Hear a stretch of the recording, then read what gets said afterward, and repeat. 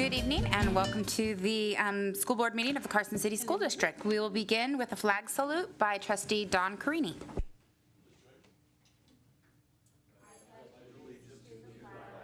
Of the United States of America and to the republic for which it stands, one nation, under God, indivisible, with liberty and justice for all. Okay, we'll move on to agenda item 2, adoption of the agenda as submitted for possible action. So moved. Second. Okay, motion by trustee Mike and seconded by trustee Ryan. Do we have any further discussion or public comment? Seeing none, all in favor? Aye. Aye, and motion carries. Agenda item 3, superintendent's report for information only. Mr. Stokes. Thank you, President Crossman, members of the board. I don't have a lot to report. We are still enjoying some nice quiet time in the office, and we're expecting that to change rapidly in the next week, as it seems like August 1st is always shorthand, I guess, for things picking up again. But Mrs. Kima, Dr. Perdera, and I met yesterday with John Kinkella and Scott Morrison from WNC. We had a great conversation about Jumpstart College, talking about ways that we can continue to grow and improve the program. It's very productive. We look forward to a wonderful relationship with that group of folks and are happy that they're our partners. With that, I'll end my report unless you have any questions or other for me. Do you have any questions? Do we know how many Jumpstart kids we have this year? We have 44, if memory serves me correct, that are enrolled, and 18 of them will be seniors who have had 1 year of Jumpstart. So that could be our first graduating class that has their associate's degree, which according to the folks from WNC would be the largest public school to have graduated that many students. So we're looking forward to this coming year. Any other questions? Okay, thank you, Mr. Stokes. Go ahead and move on to agenda item 4, board reports and board member comments for information only. Trustee Carini. Actually, since it starts before our next meeting, the 2017 Blue Thunder Marching Band schedule has been put out, and their band camp starts actually Monday, August 7th. And they meet that week 9 a.m. to 5 p.m. at the high school. And then the following week, because I think of staff meetings, they meet at 5 p.m. to 9 p.m. the next week, Monday through Friday, with a kind of a parent night public presentation at 7 o'clock, August 18th on the football field. Thank you very much. Trustee Walker. Okay, Trustee Swerzik. Trustee Wilkie. So I'm still working for NASB, working on these nominations. And since Laurel's not going to be here next meeting, and I don't know if anybody else isn't going to be here, and Joe's obviously, I'm going to send them around. I don't have the actual letters yet, so if you don't feel comfortable signing it, don't. I'll have them by next meeting on the 8th. And then I just have who we've nominated. And for some of them, there's 2. So if there's somebody else that you want to put on there, good. If you see one with a blank, I could use some help in nominating somebody. So I'll just send that and Dawn can start it, and I'd appreciate that. And we're on schedule. I think we might actually have them done early, which would be nice for Renee and Dottie. So, and if anybody has any questions, let me know. I'm looking for a total sweep in November. Thank you, Trustee Wilkie. Trustee Green. Okay, just for anyone out there who might be listening, Carson High School sent out an email, and fall registration for all fall sports must be completed by August 3rd. So if you haven't yet registered a student for fall sports, go get online and do that. And also I wanted to make an announcement that this Saturday, July 29th, from 8 a.m. until noon, there will be free gently used clothing available at the LDS Church on Solomon. It's the church located just south of the high school, and it's mainly a clothing drive for students ages in K through 12, and it's open to the public to come and find some clothes to outfit your children with. So that concludes my reports. And we'll go on to agenda item 5, association reports for discussion only. Do we have any today? Okay, none tonight. 6, public comment. I don't see any public comment, so I'm not going to read it. We'll go on and move on to agenda item 7, discussion and possible action to approve proposed changes to Carson City School District Policy 910, district-wide parent-family engagement, second reading for possible action. Mrs. Susan Kima. Susan Kima for the record, and the next several agenda items, Mrs. Cortez. Just get comfortable. There we go. There we go. The Every Student Succeeds Act of 2015 requires a parent involvement policy to be created by school districts. In addition, NRS requires that the Board of Trustees review the district's parent involvement and family engagement policy on an annual basis.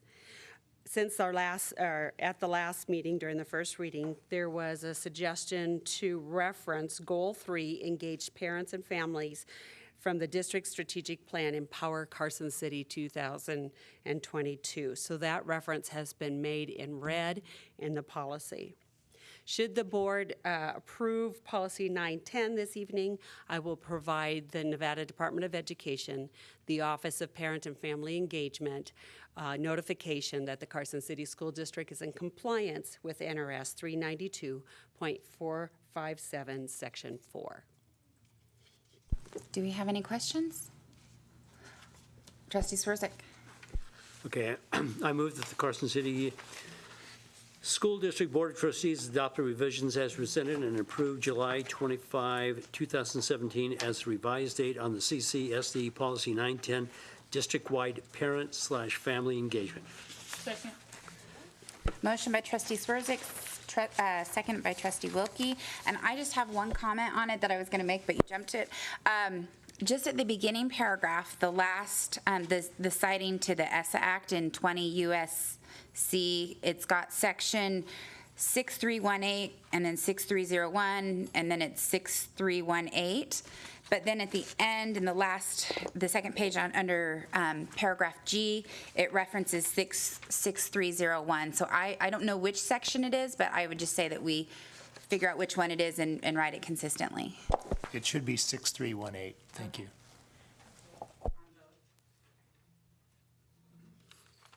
Okay. Thank you. Would you like to amend your motion to include that correction, Mr. Swerzik? So moved. Second. Okay. So, do we have any further discussion or comments? Seeing none, all in favor? Oh, wait, I gotta ask for public comment, even though there's no one here. Do we have any public comment? Okay, all in favor? Aye. Aye. The motion carries. Go ahead and move on to agenda item 8, discussion and possible action to approve proposed changes to Carson City School District Policy 807, child abuse, second reading for possible action. Mrs. Kima. Changes to Policy 807 include making sure that child neglect was addressed in the revised policy, because in past policy, it only covered child abuse, but the law is clear that we need to include neglect. Also, making sure that folks understand that when an incident has occurred, they must report it within 24 hours to either a law enforcement agency or a child welfare agency. And then an immunity clause has been added to support NRS, which is supported by NRS and has been added, indicating reporters have immunity from civil and criminal liability to who in good faith make reports. Those were the items that were discussed at the last board meeting.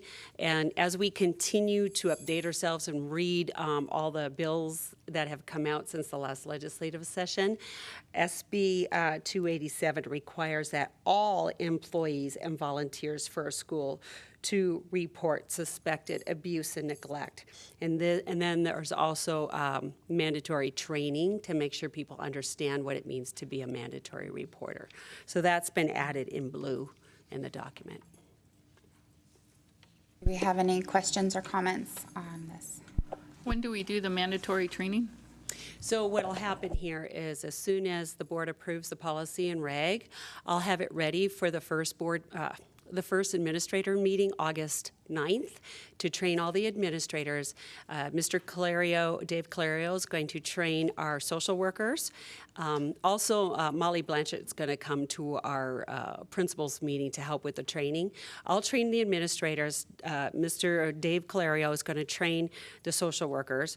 The social workers will each train their schools, and then I'll make sure transportation, operations, nutrition, and all our peripheral folks, student support services, everybody's covered.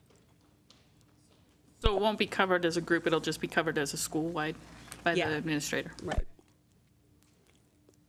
Will that include training for transportation? Absolutely. Okay. And I'll handle that, probably on a professional development day.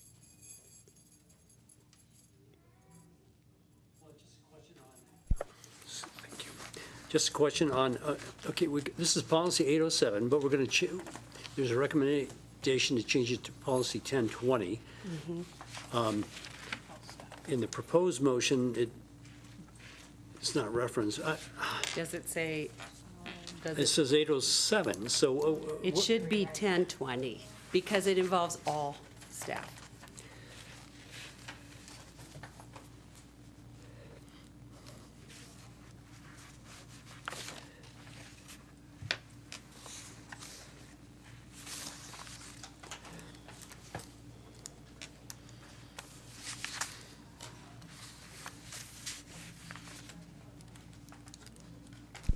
I would entertain a motion at this time if anyone's ready.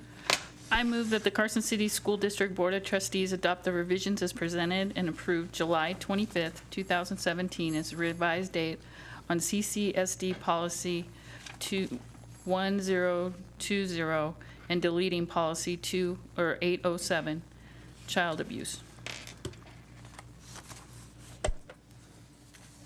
Second. Motion by trustee Wilkie, seconded by trustee Green. Do we have any further discussion or comments?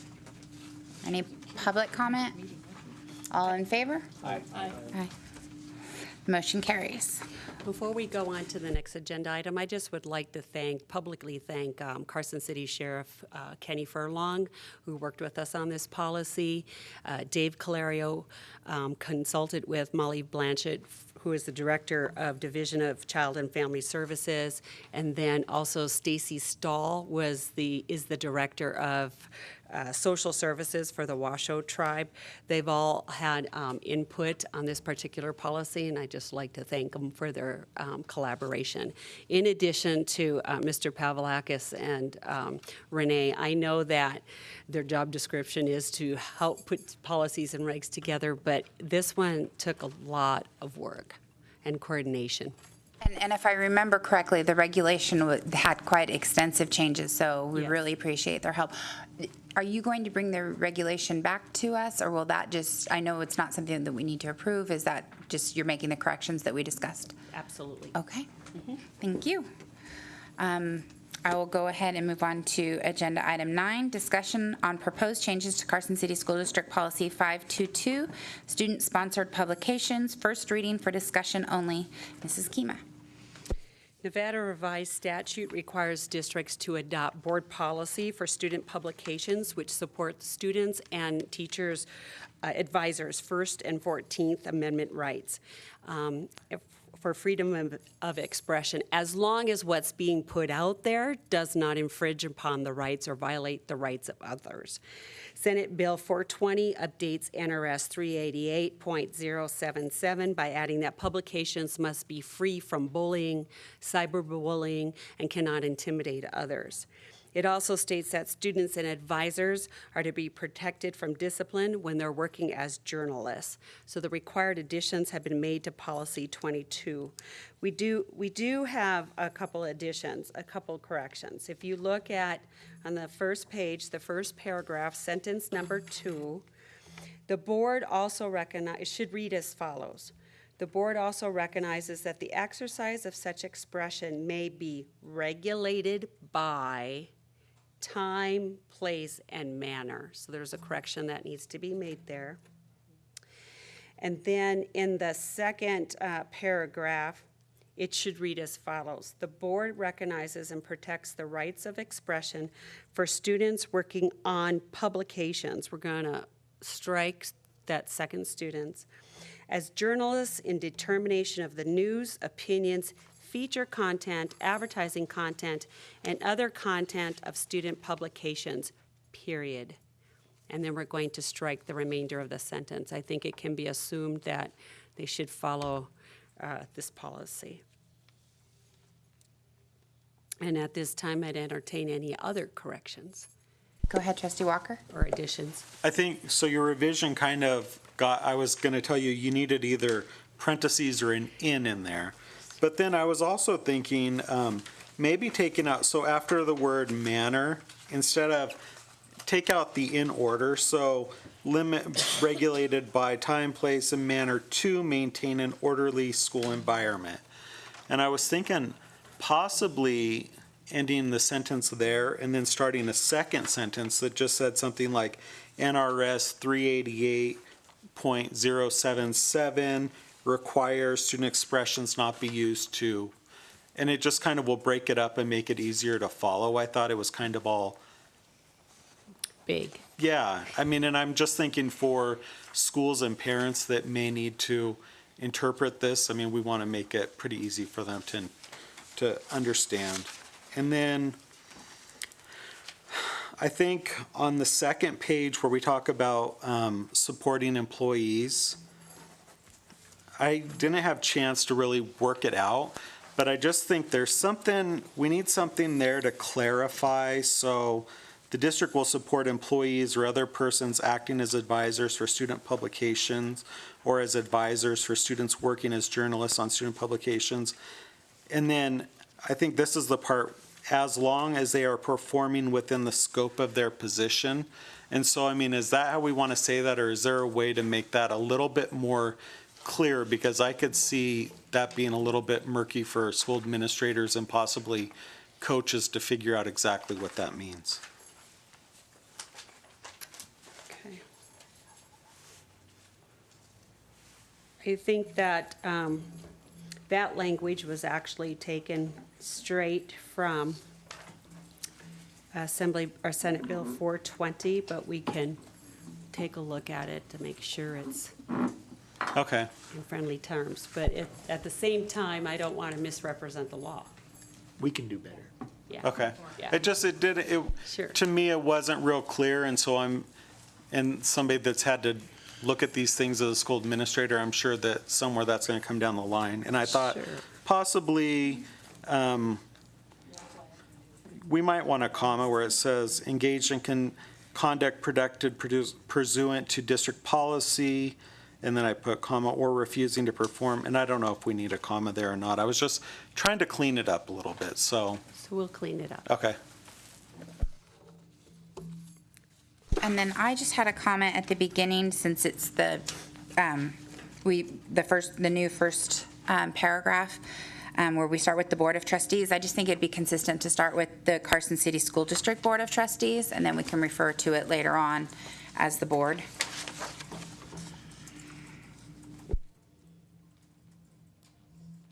Are there any other comments or questions?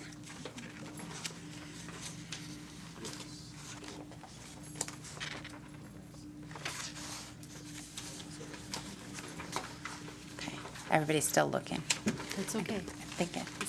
It's appreciated. Go ahead. I know we were compelled through state law, but I actually like how this reads a lot better than the other one. I think it's better.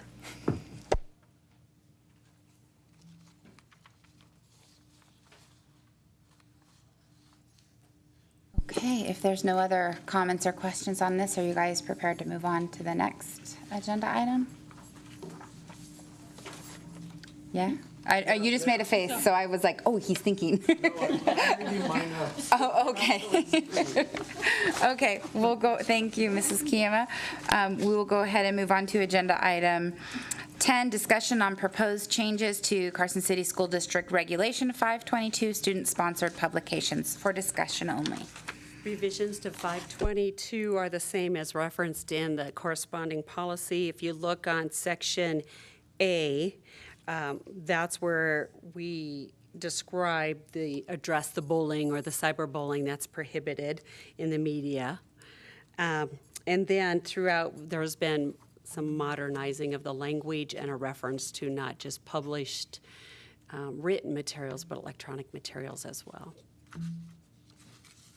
Do we have any comments? Go ahead, Mike.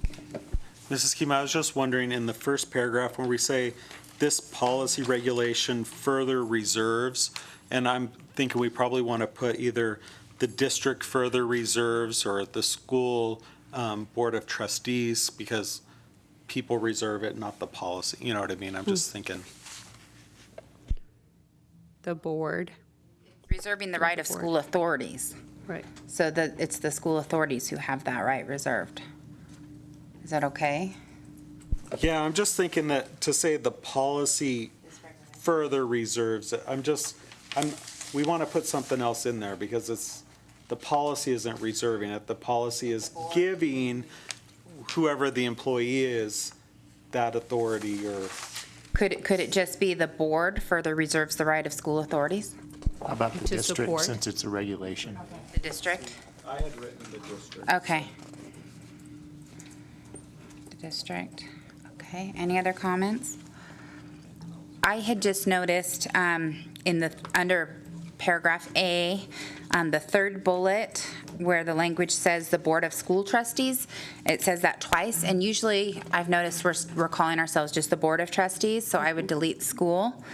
And then under B, the second bullet, student-sponsored publications has a hyphen there, which we haven't used before, so since we're just spacing the two different words, I'd delete the hyphen. And then on the third page, under C, when I looked at, when I first read it and saw that first bullet that says students who distribute printed or electronic materials in knowing violation will be subject to appropriate disciplinary action, that doesn't seem to fall under what is introduced right above where it says the following is considered unacceptable written or electronic material. So what I would do is take that first bullet point and put it down after the bullets defining the material, and then just have it as the sentence following that for clarity.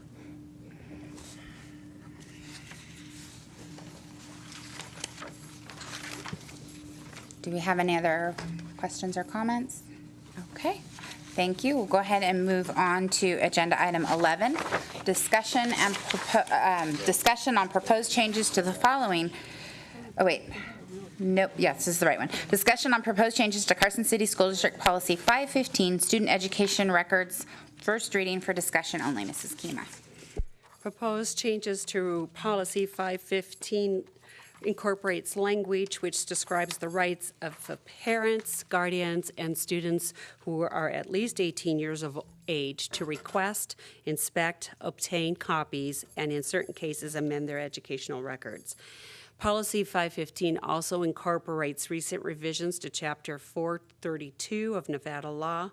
Assembly Bill 236 allows for the director of an agency which provides welfare services and who is responsible for the supervision of the case plan of a child in the custody of the agency to request from the school district educational records, as long as there has been a memorandum of understanding created between the agency and the school district. Those changes have been added or incorporated into Policy 515. We're open for suggestions. Do we have any comments or? Well, just a technical one.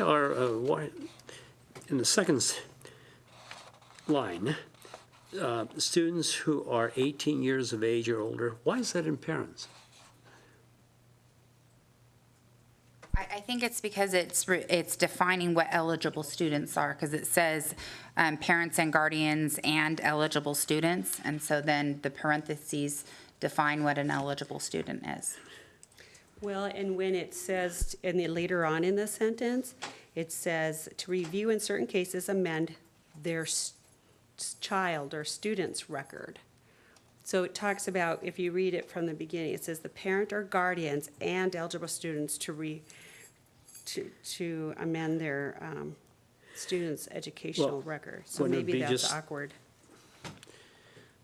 Okay, and we have eligible students who are Couldn't it be just be, and students who are 18 years of age or over? Does it, I mean, Sure. I don't know. Does Yes, we can do that. It's technical, so. Sure. it's- Okay, and just, I would go ahead and leave the Carson City School District Board of Trustees, just because it seems like sometimes we take it and sometimes we leave it, so we do that. Although, I know this is jumping ahead, because we do, in the regulation, we define what an eligible student is, but I guess we could Okay. eliminate that here, and that would be fine. Okay, do we have any other comments on this one? Questions? Okay. Okay, go ahead and move on to agenda item 12, discussion on proposed changes to the following Carson City School District regulations. 515, student education records. 515.1, student education records, confidentiality of health and welfare information. 515.2, student education records, use of student records in authorized training programs.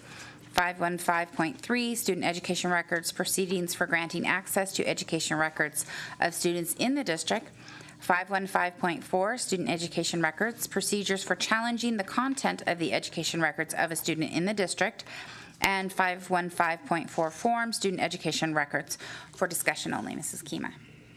Besides general language cleanup, regulations 515 to 515.4 and the form have been reviewed and modified to incorporate required changes to NRS Chapter 432.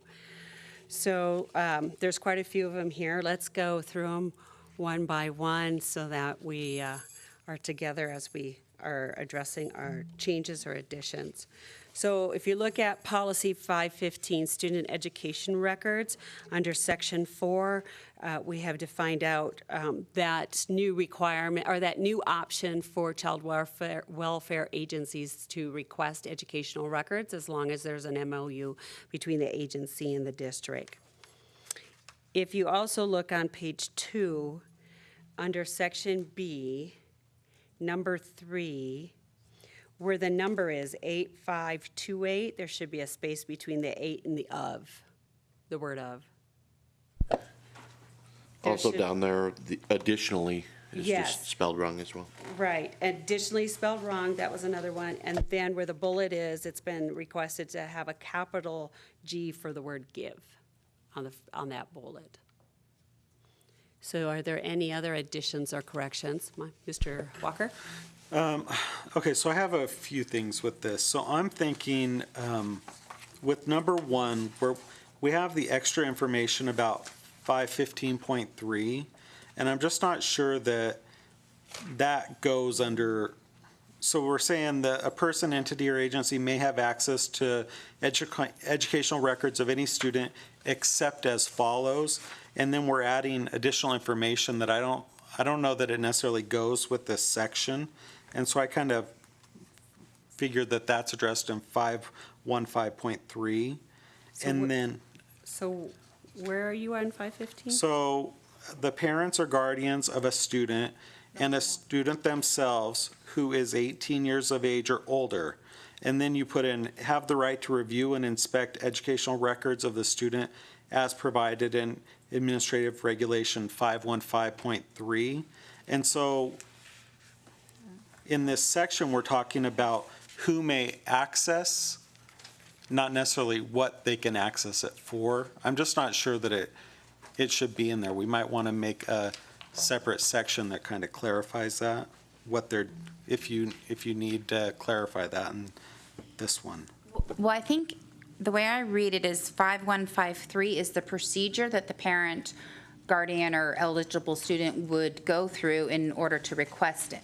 Because basically the statement is no one can access educational records except a parent or guardian or eligible student, and here's the procedure they use in Regulation 5153.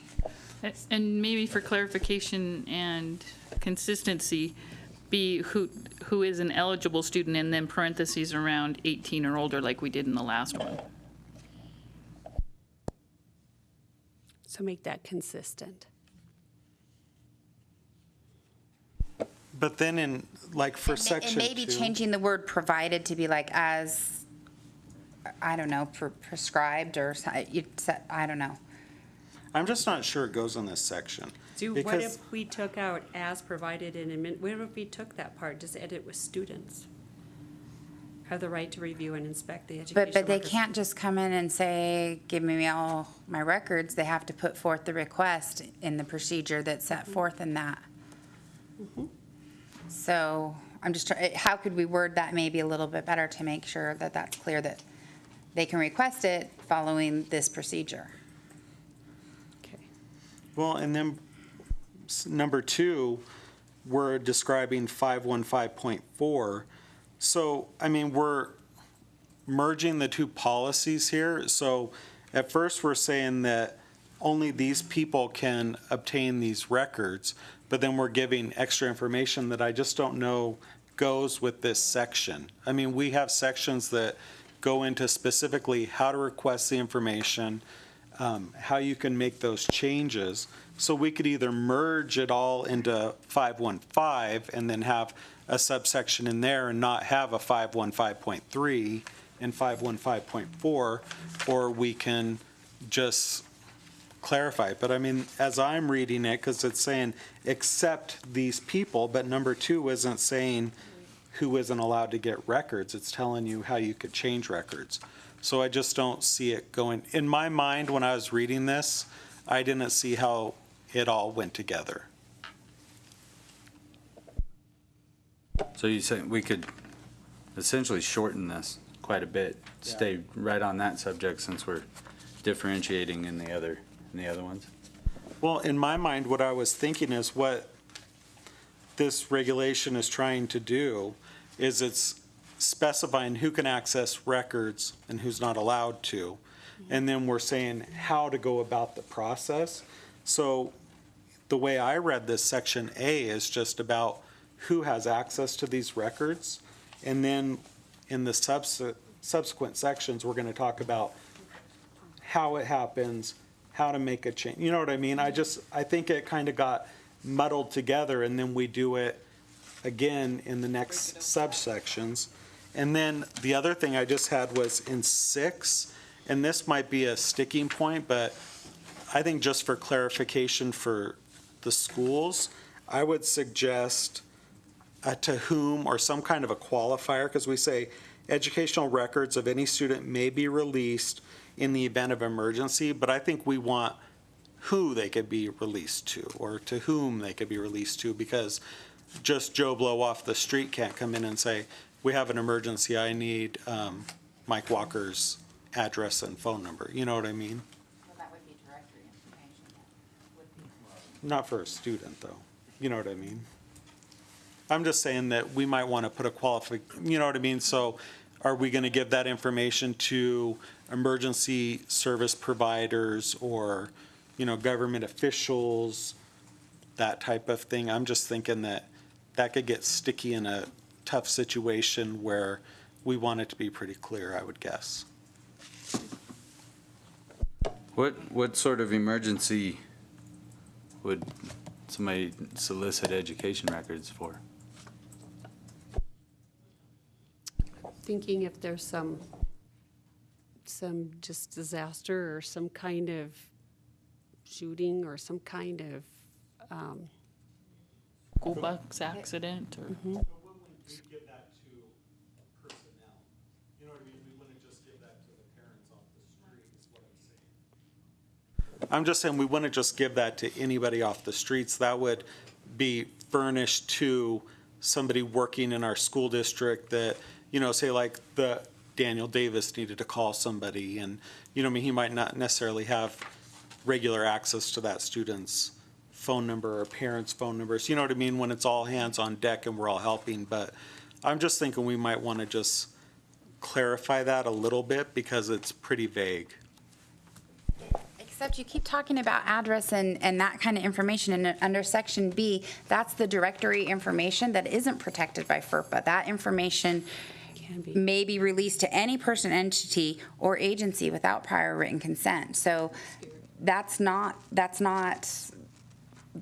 protected information. Your address, email address, student's name, photograph, grade level, all of that information that's not protected. It's the educational record that is protected. So anybody So- could go in and get anybody's address? You could go get somebody's, We have to have a formal request. There needs to be a formal request. Let's say sometimes there's new online schools or new charter schools, and they would like our students' directory information, or colleges want seniors' information. If the parents didn't check that if the parents allowed us to give out that directory information, we would give that to them. If they checked, no, they don't want us to, they wouldn't be given that information. And I guess on that same point, I mean, my question is, in an emergency situation, why would they need test scores and transcripts of a student?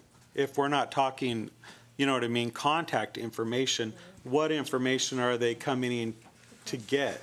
And so for me, in my mind, when I read this, there's an emergency and we're getting in contact with like emergency contacts, parents, grandparents, you know what I mean, saying, got something going on here. But if it's other educational records and not necessarily emergency contacts, then I'm really wondering who we're giving this to and why, what emergency would, necessitate giving transcripts. Mr. Stokes.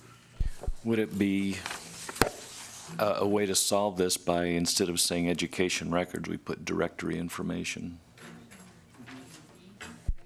I think that would clarify it. move I'm it just to saying be- that this could get to be a sticky point where somebody could come in and say, well, your regulation right here says I have, this is an emergency, so I need educational records. That could Well, be an I'm issue. just thinking, I mean, what other information is in educational records? Would it be something about Discipline. discipline, behavior, perhaps disability information? Would that be something, or a health record that would that be considered part of the educational records, that Yes. perhaps in an emergency situation, it would be helpful to know we're looking for this kid and he happens to be autistic or something like that? Would that Shock. be? If a student is having a seizure and shock, and there's some emergency vehicles there, there's, we want to call and people are asking for information, we kind of look at it that way. I think that would be more to the point that maybe defining who may request that then. Like if Carson City Sheriff's calls, it's a little bit different than just somebody random, and so, because that could make sense in a health situation or some sort of crime, but short of that, I can't imagine that anybody else would need to ask. Pavlakis or- We were just conferring here and maybe inserting the language on a need-to-know basis, or to an agency needing to know that information, maybe emergency personnel needing to know that information. There's maybe a variety of ways we could go there. Okay, so maybe rework that sentence and consider that. I think we need to have that flexibility in case there is, I don't know, my kids have glaucoma implant devices in their eyes, and I always want everyone to know, because I don't want an emergency room doctor to try to take them out because they think it's a foreign object. So there's information that I would like shared in the event of emergency, and I think that there would be, there may be other things I can't think of that we may need to have information like that. That is a very good example of what this could address. Okay. And then just while we're still on this one, under section 3, paragraph 3, signed by the student, apostrophe, I think it needs to be apostrophe S, the student's parents. And then when I looked at section B, I actually see paragraph 1 as being the statement that should go directly with B, and then renumber the next 2 paragraphs as the ones detailing what directory information is and how those exceptions are. Do you have any other comments? Well, I had the same, that was going to be one of my other suggestions. Trustee Swarzak. Let me just understand B. This directory information of a student, anyone can come in and request this? Is that right? Am I reading that right? I mean, photographs, email address, is that right? Well, for example, we use that for Jostens, we use that for the yearbook, we use that information for College Board, we use that for those kind of entities. Periodically, somebody's with an educational interest may be targeting kids that graduated, and they do need to put in a formal request. I've asked Mr. Pavlakis about this because when I've received them from maybe a competing school entity, educational entity, I'm like, I don't want to give this out. I want to protect my students and their names, but this is something that is allowed to be given out under FERPA. I mean, so somebody off the street could just walk in and ask for this? So they can come in, anybody can ask, but and I'm not sure what form it takes, we issue notifications to parents probably at least once a year. Yes. And parents are given the opportunity to say, no, I don't want directory information given out with regard to my child. Hence, the need for item 6 at the bottom of page 1. We might, do more to emphasize the availability of the opting out option, but yeah, there was an incident this last year where I believe it was an online school that wanted to get a list of all of our students so they could send them some information. And for those who have not opted out of directory information, I think we were required to give it.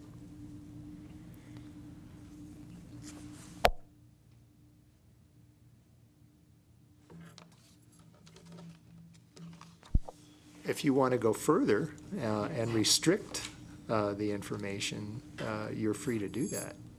I mean, you're free to say that we consider directory information something less than what the law allows. But if that's what you want us to do, I think you need to let us know, and we can go back to the drawing board a little bit.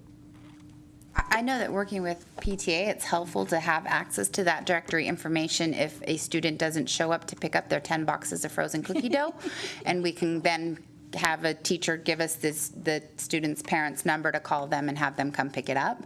So that's not protected, and that's a good instance when I'm not really off the street, but you can have someone come and do that.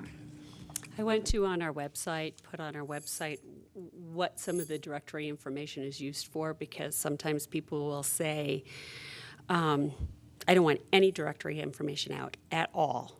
I want no media releases. They can be on a bulletin board at school, and my child could be in the yearbook. But that's a contradiction to that directory information. So it's late to get it into the system this year, but I'm thinking about next year delineating that out, saying, do you want your child in the yearbook? And just, because a lot of them want school pictures, a lot of them want the child in the yearbook. They just don't want them to be in the Nevada Appeal or the RJ or on TV. And yet sometimes they don't understand that they do want that. You'll have kids on a lot of these high-profile teams, and the parents don't want them in there. That's fine. But then other times they don't understand. And so if somebody wants to interview them, we call them up and say, did you really mean? Do you really understand what this meant? And try to see to make sure we're educating them. So I want to try to do something more on our website with putting up.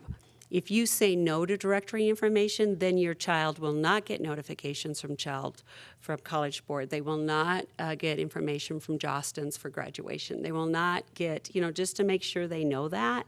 And then for those of you who do say that, their name will be available for scholarships. Because sometimes we get requests for directory information for scholarships on certain groups of kids, especially our Latino students lately. So those are the kind of things that the schools deal with, especially at the high school level. The military piece, we want to make sure that that's defined on the website as well. So there'll be after we get our policy set, there'll be some work that I want to do to refer parents there. And it helps with training with our office folks as well. Who makes the decision of who gets to get the directory information? I mean, if it's an online school, that went to you? Usually that kind of thing comes to me, yes. And if When it's when it has something- to do with students, it tends to come to me at some point. And then I'll call Mr. Pavlakis to see what I have to do, just to make sure. Sometimes I know what I have to do, but sometimes I just want to make sure if there's a way to support the kids. And other times it's, WNC will request that of our seniors because they're recruiting for their school after they graduate. So that's just a local example. Sometimes TMCC, sometimes UNR has some things. We don't get random businesses. I don't ever see anything like that.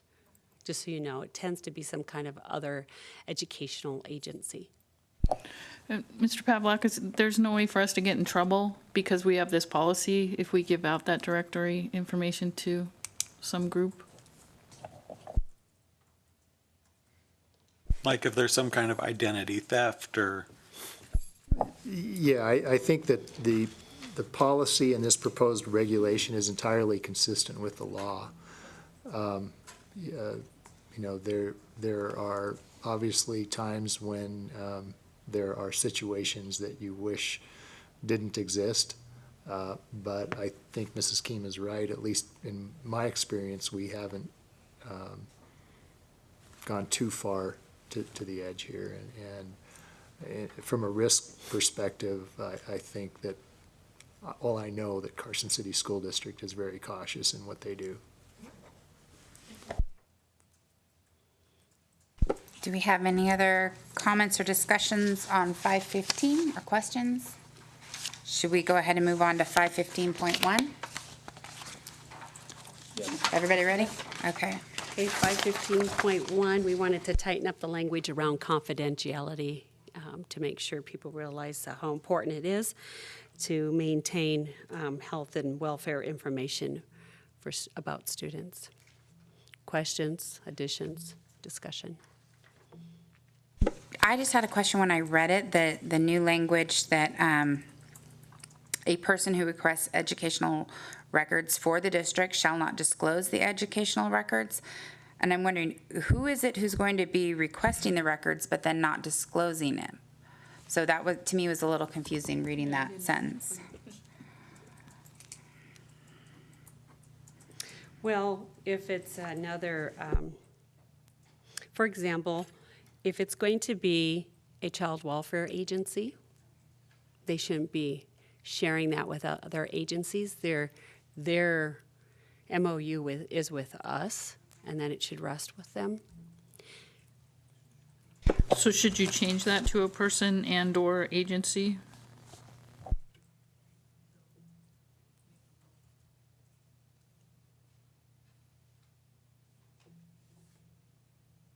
Okay, thank you.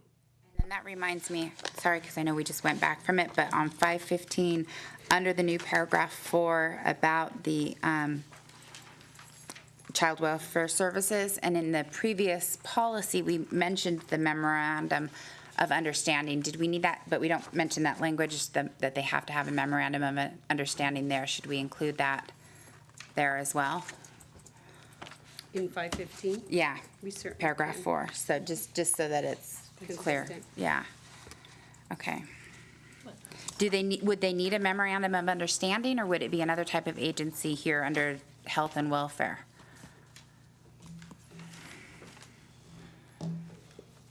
Well, it would be, would you say? Yeah, it should be. It'd be. Maybe just insert that language in there. Do we have any other questions or comments on 515.1? Okay, go ahead and move on to 515.2.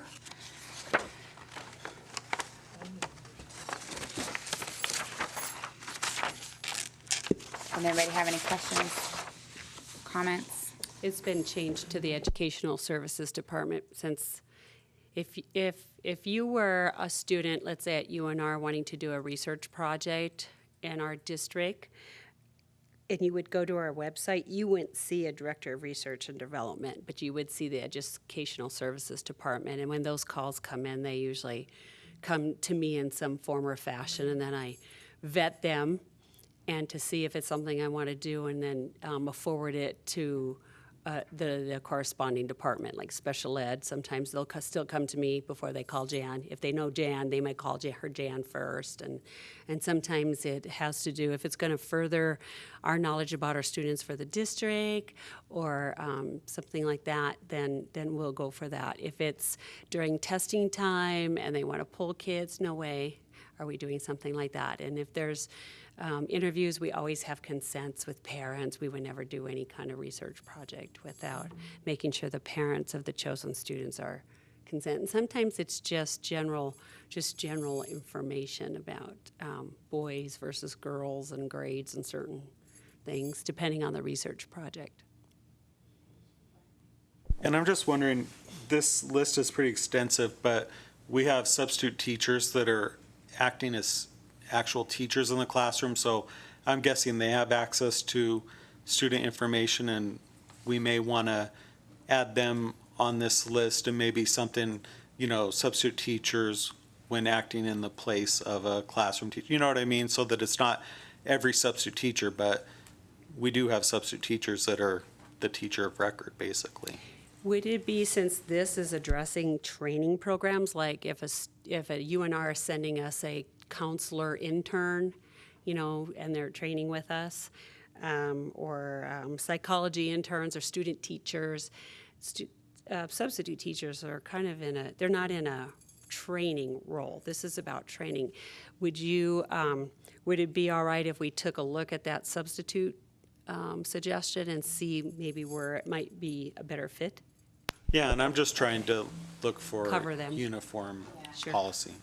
Just to What if it's clarify on substitute licensing, they have to have a sub-license with the NDE, and that provides some of the FERPA and other privacy laws under that license. So not anyone just can come in and become a sub-teacher, so hence the licensing. Right, I'm just wondering if we want to make sure we have that addressed in here, if we address it for student teachers and counselors. I'm just wondering if we want to look at that. Understood. I was just going to comment on that. Some of these interns don't have licenses, therefore they need to be covered somehow, whereas sub-teachers have licenses. Would a substitute teacher take an alternate route to licensure, qualify as an individual in a specialized training program? I don't know. Great question. ARL actually issues a license, so they can be the teacher of record. So they would fall under teaching, actually. Which is why we can pay them as a teacher. Right, exactly. So they have a provisional license, but they have a license. Because they get fingerprinted, they get background checked by the NDE, all that good stuff. So they're covered as teachers. So all of these individuals are ones that don't have a teaching license. Well, and they're not yet. Think of, let's say Nancy Varner, second grade teacher, Bordewick Bray. She's going to welcome a student teacher from UNR or Sierra Nevada College. That student doesn't have a license yet because they're in the process of going through the requirements to get a license. So to answer your question, Stacy, that would be yes. Mrs. Kima? Could, to Trustee Walker's point on, could we include a reference to substitute teachers in subsection number 7 at the top of page 2 of 515? Maybe released to employees, including substitutes?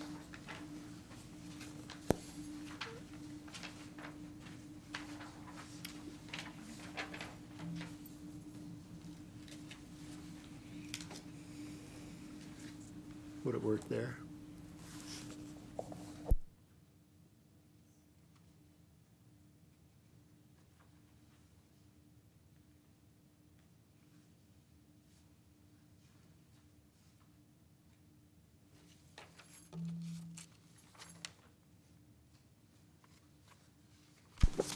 Do we have any other questions or?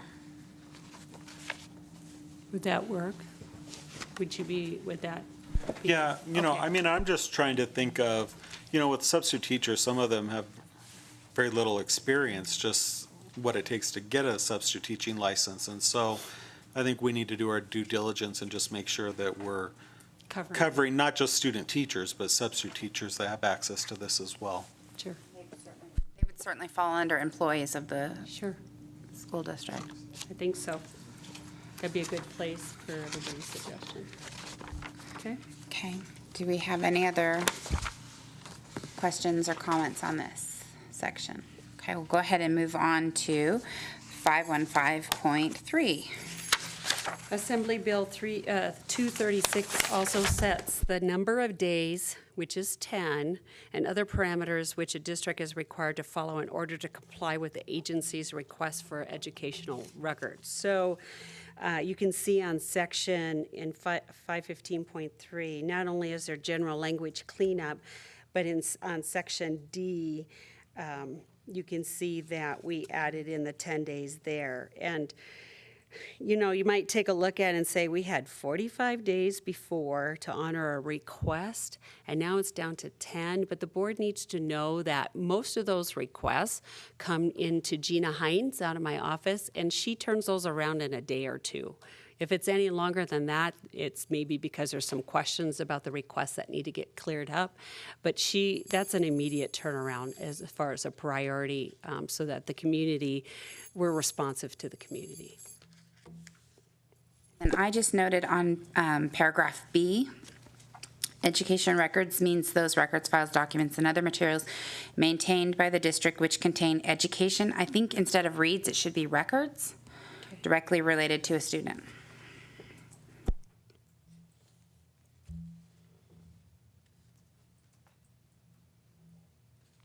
Thank you. Do you have any other comments or questions? And H spells out that we're expected to notify our parents each year, and they do that during the registration process. So now everything's online, and they do it during online registration every fall. And before that, it was paper printed off, put in PGs for parents to sign. Okay, if there are no other questions or comments, we'll go ahead and move on to regulation 515.4.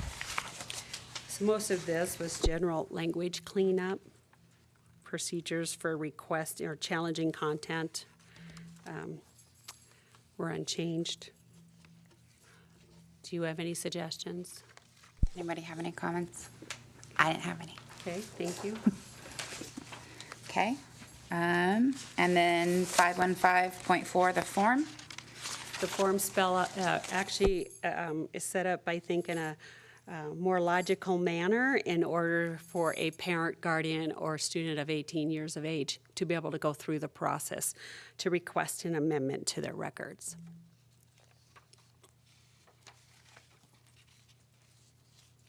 Do we have any questions or comments on that form?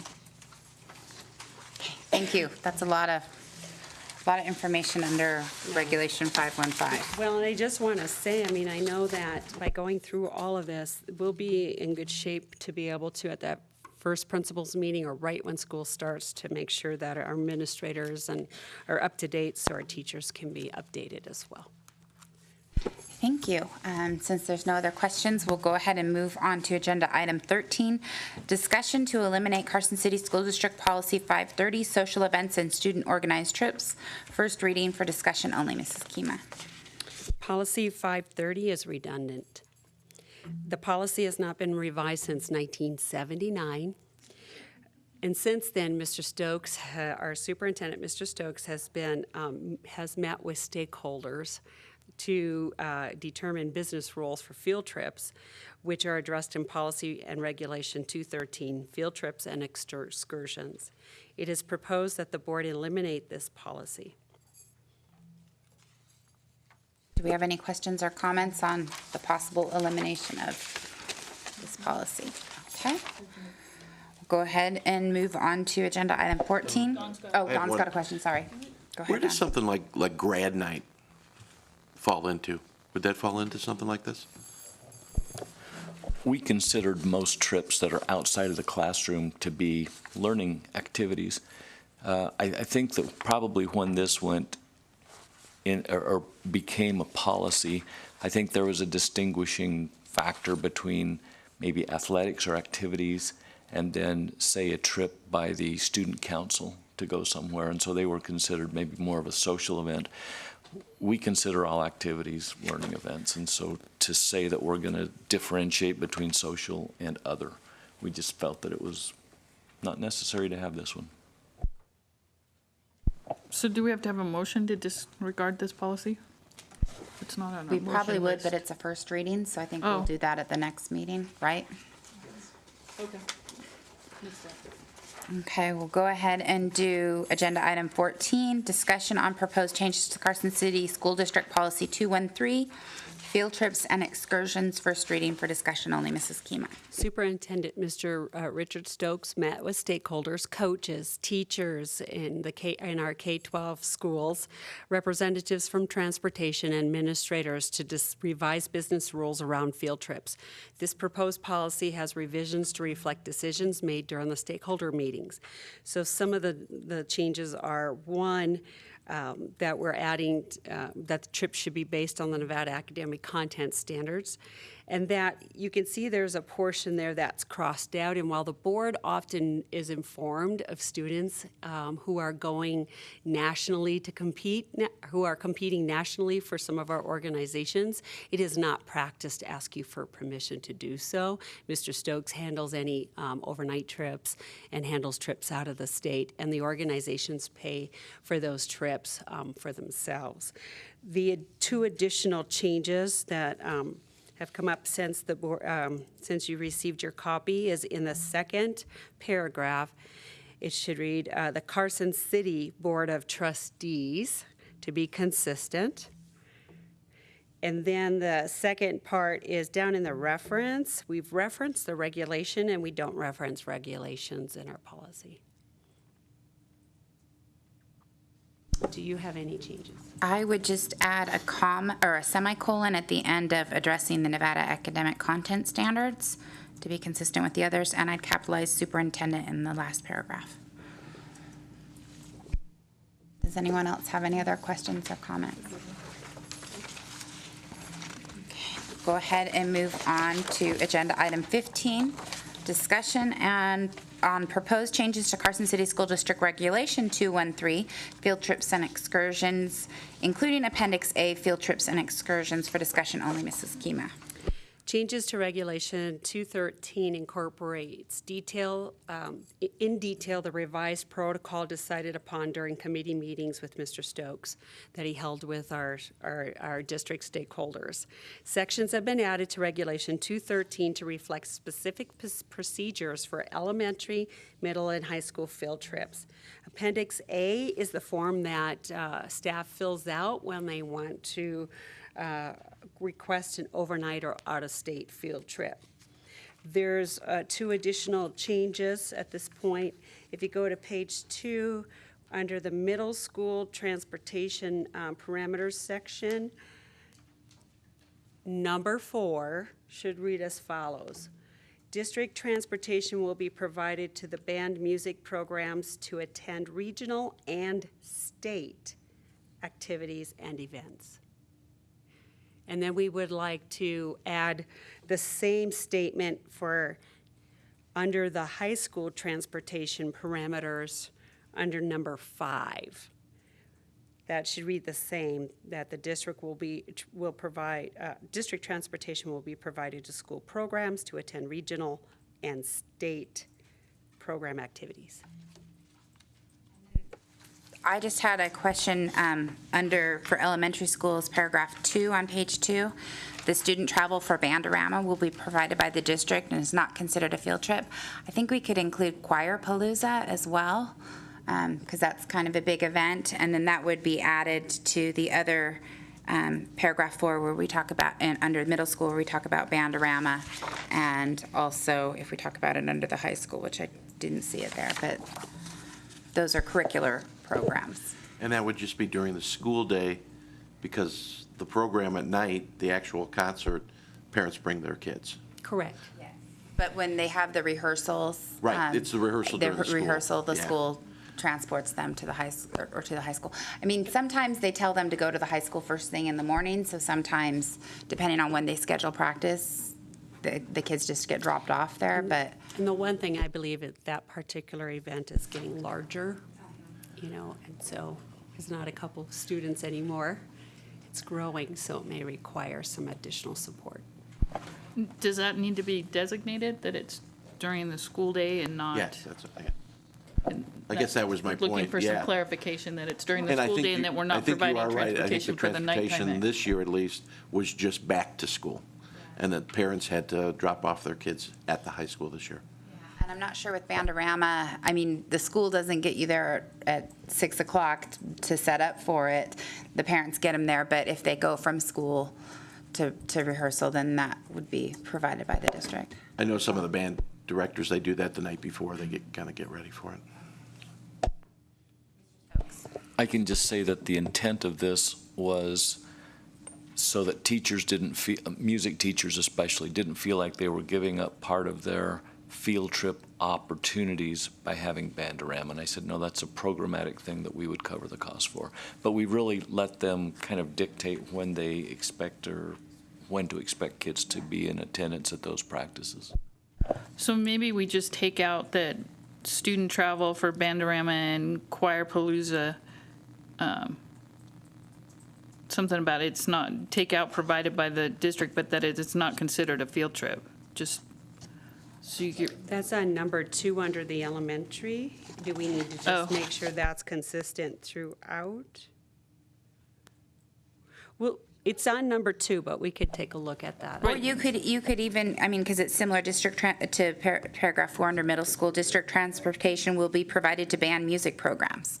So I know that even when the 5th graders go to rehearse for the tree lighting thing at the Capitol, there's buses that come, and that's not considered a field trip, but the district provides transportation for that musical event. So I think that would word it in such a way that it allows the teachers to know that that doesn't take up their, Well, and that allows trip. flexibility. Yes. It allows, because it may not be the tree lighting this year, but there may be some special event where we've been asked to perform somewhere for maybe a governor or something. So we want to make sure, we don't want this to be a laundry list, because as soon as we have like as soon as you, like with discipline, as soon as you say no hats, no this, no that, no this, the fashion change, and you got to add another thing in, and then that gets to be a 10-page deal. So we want to make sure that we're the words are flexible enough but yet the committee can communicate out what the intent was meant to be. Well, the other thing that I was just going to suggest is, I know on number 4, it says it's the school principal's responsibility to ensure that appropriate supervisors and chaperones are present on each field trip. And I just was thinking it would be a good idea to strengthen that language, because sometimes on the bus, the adults drive their cars and the kids are on the bus. I mean, I think we want to make sure that we have responsible adults supervising those kids on the bus for liability and safety reasons. And I don't know if we want to do that in that section or in the grade level sections, but it just, to me, there's times when I've experienced things where it's like, well, where were the adults? And so we want to make sure that those adults are present on the bus and covering these kids. I think I would put it in the front on that first page, because this part pertains to everybody. And I'm thinking, Non-negotiable. and maybe make sure you word it so that it's not the parent volunteer who maybe is not as informed on disciplinary procedures, but some employee of the school should be on the bus. It shouldn't be the teachers take their own cars and the parent volunteers are on the bus. We can add that, but that's my expectation, is that we don't turn our students over to non-sanctioned staff or volunteers. That's still that teacher's class, so we can add that. That'll protect us from those things that happen. That'd be good. Any other, Ryan? I have a question on sections for elementary, middle school, and the high school, where each of the first sentence states that the field trips will be limited to 2 per year. What if a community partner wants to give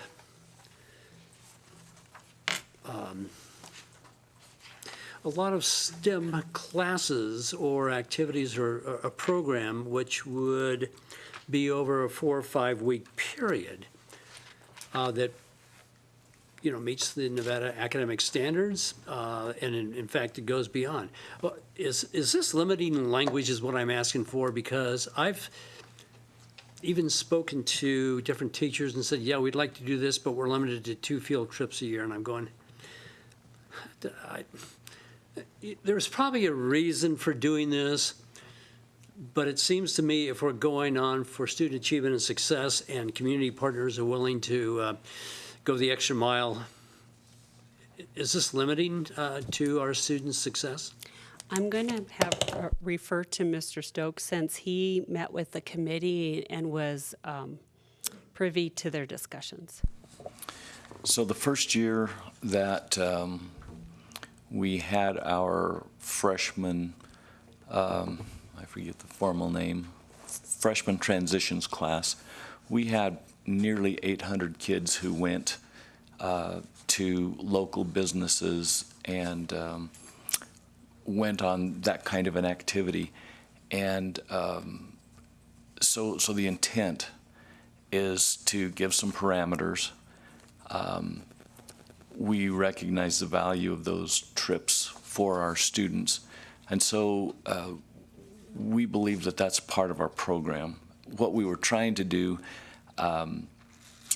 in terms of organizing this is to provide some guidelines. But the process of, and even in fact at the high school level, there's very few field trips. And so we have the capacity really to expand that.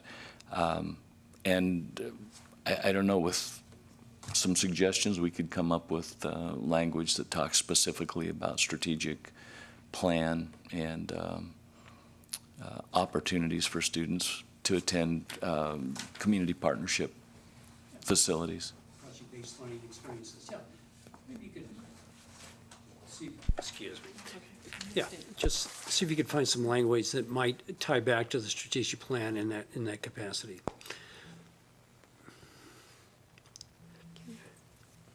We know sometimes too for the high school, for their science trips, they'll go to the river, Carson River, to do some work there, and that's more than a one-time thing, because it's just taking the classroom out of the building. And also, just to point out, if you're within walking distance of anything, that doesn't count as a field trip. And I think with the elementaries, the discussion would be, let's say I, as a third grade teacher, we as a third grade team at the end of the year have a field trip or a traditional field trip we go on. And when it was just 1 per classroom, it was limiting, because maybe as a GATE or an ESL teacher, there might be something, or special needs teacher, or just something in my units I wanted to do just with my class. But when you only had 1 field trip, then that took my students out of the end of the year activity. So I know there was discussion like that too, to try to open it up so that individual teachers had options to do things, but also they could do something as a group and not use up their chance. Well, first, a thought on that. Maybe it's as simple as just some language that by an application, through application or something, once they exceed 2, or I thought of like how they have to, if they want to watch a movie in the classroom, they got to validate why they're doing it. Well, maybe the 3rd field trip is just that. Like, well, it falls in line with the strategic plan. It's with a business partner or something, That doesn't seem too hard to do. Does this, we had talked during the recession, or that during the recession, so like the example was like the wrestlers or some track kids who were pretty good got invited to special events over the hill, and they used to be able to take the bands, and then we limited the use because we were trying to cut down on miles and costs. Will this allow them to get a trip or two again now then? Yes, thanks for asking that question. We do, at the middle school and high school level, authorize the use of vans. We still are required to make sure that if those vans are going to be driven by a school employee, that they meet the federal guidelines of, working X number of hours to be qualified, and that's the trip up, the work day here, and then the trip back, so that they're following those expectations. Good, thank you. I had a couple comments, or actually questions.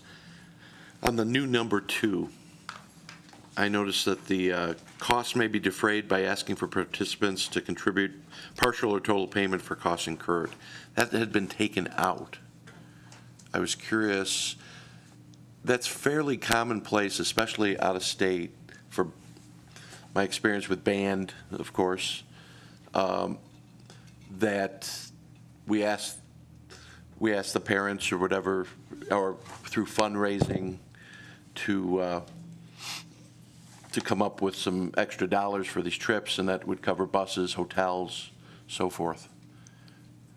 So what we have agreed to do in this particular regulation is the district will provide the transportation for those events.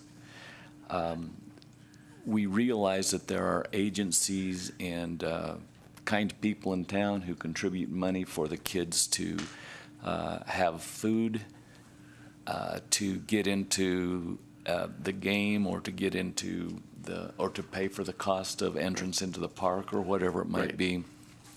So that's why we wanted to make sure that people understood that the district was covering the transportation piece, because there are other costs associated with any field trip, and we leave those up to the teacher, which may ask the PTO to help contribute some money for materials or for entrance fees or those kinds of things.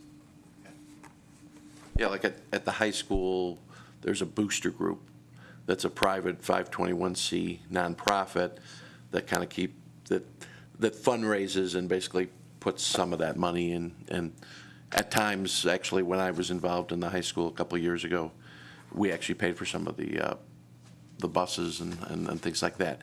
I guess at the Carson Middle School, we do it as a school. Mr. Jocks at Carson Middle has taken his students to Disney every year, because they have a really nice music program where they allow the kids to actually be in a studio and perform in the park. And generally, that's all covered by the students themselves. Is that still going to be allowed with this policy? Yes, we've tried to endorse through the district thinking and budgeting those things that are typically referred to in policy, in our contracts. For example, we have a cheer coach, just for example, or a football coach. Those are items that have actually been negotiated. Those are programs that the school district supports. If, however, a program does something outside of the usual and customary, or the league play or league expectations, then we ask the program to come up with the funding for that. I can tell you, when I first came to the district, there were sporting events that happened on the East Coast, in Hawaii, different places, and we had to try to rein that in a little bit in some way. Otherwise, people in the community thought, well, the district is, giving that money to take those trips. And so anything that is beyond that league play or a league expectation, like honor choir or honor band, some speech and debate, those kinds of things that are part of our program, we're willing to pay for the transportation for those students, because that's part of our program. Anything above and beyond that then becomes the function or the expectation that the organization or the activity will pay for that. So if you look on number 9 under the middle school, I think the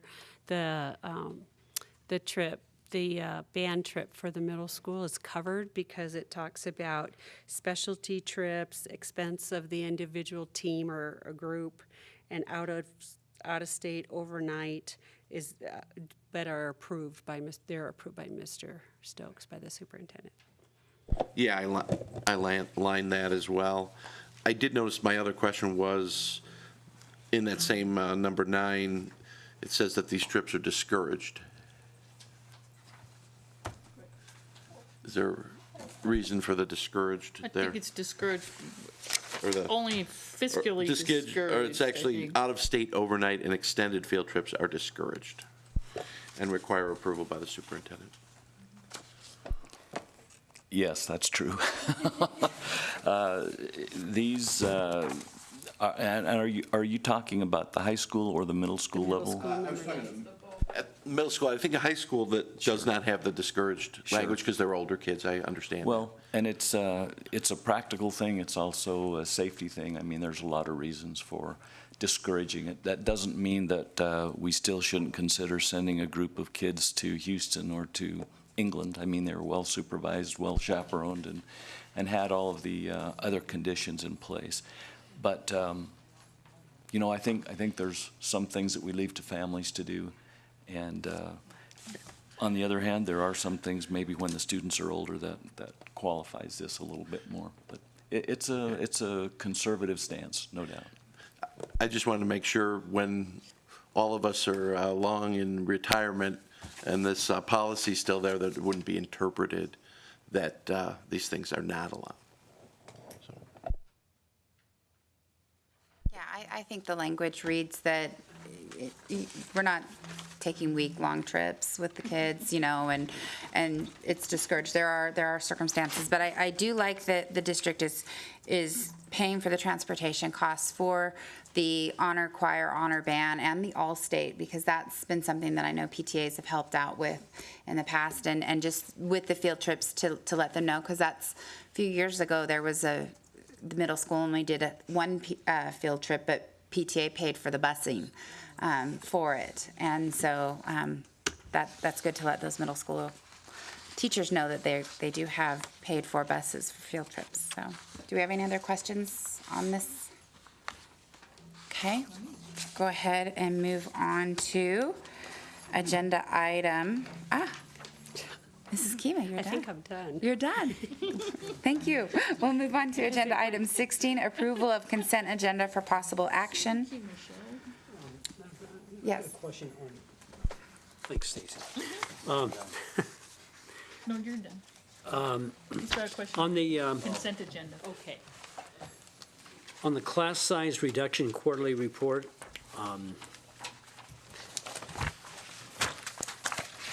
you know, usually we have those sections that are highlighted in which we exceed the class size reduction.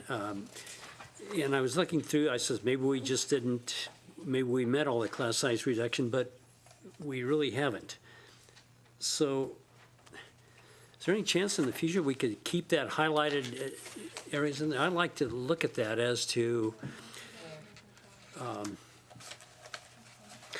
you know, what schools or That will continue. This wasn't made in color. So the highlights are there, we just can't see them. This was a budget reduction. We didn't get color copies. There's highlights that we can't see. This was homework. Filter for us. This was homework. well, It was a test. Since we're- I think that's a good request. yeah, just on the deal, you know, I'd like to let's just take the fifth grade, for example, with Mark Twain, you know, at the levels that they're at. I mean, that's,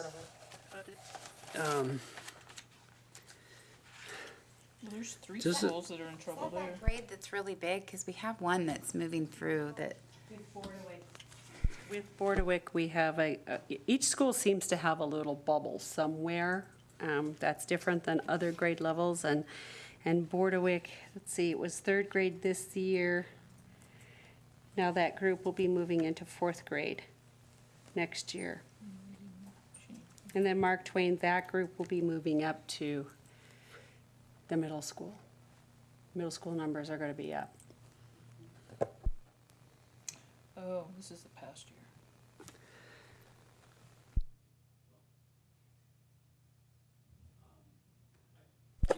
And there may guess- be updates on that too. I know that there's some type of bill out regarding class size reduction. So I printed that out. That's next for Mr. Fueling and I to read through to see what changes are being made. Okay, will we have this available when we go through the SBAC scores? I'd just like to know what impacts class size. Does it make a difference? It'd be interesting to correlate. That's a good request. Do we have a motion on the consent agenda or any other Move that the questions? Carson City School District Board of Trustees approve the consent agenda as submitted. I'll second it. Motion by trustee Walker and seconded by trustee Carini. Do we have any further discussion or public comment? All in favor? Aye. Aye, the motion carries.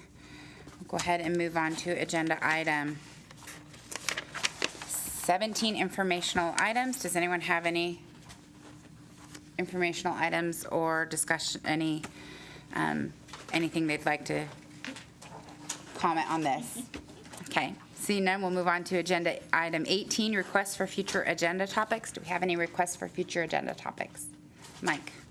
You know, we talked last meeting about staffing, and I would, in the next meeting, I'd like to kind of hear how many teaching vacancies we have and what's the plan for that.